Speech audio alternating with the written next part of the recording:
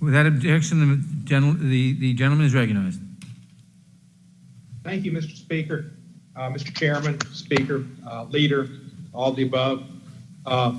This bill is long in coming, and it's important in all of our districts to give people that opportunity to re-enter society quickly and easily. It's not easy. When people are in prison and you just release them, you're in essence dumping them out rather than giving them a path to have a productive life. I want to thank Mr. Armstrong and Mr.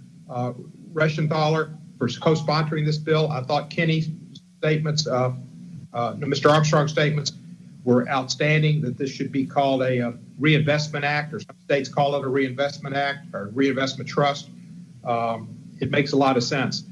You know, in New York, there was a terrible killing, terrible, sad murder of a young lady in Morningside Park last December. A 13-year-old and two 14-year-olds stabbed and killed a talented, beautiful young lady going to Barnard College. Killed her, stabbed her, killed her, robbed her. One of the assailants' father was in prison. He was released and returned to prison on a violation of his conditions of release.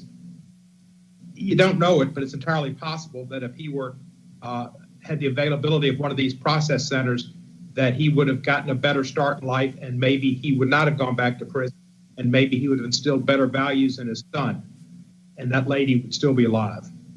So this is important for the children of the incarcerated, for the incarcerated that were released, for their children and their families, and for the people who have been victims of assault, murder by people who have not had parents to give them any better direction in life. So I'm proud to sponsor. Representative Bass still with us? Is he still on the call? I'd like to be a co-sponsor. I'm here. I'd like to be added as a sponsor. That's okay, Representative Bass. Thank you.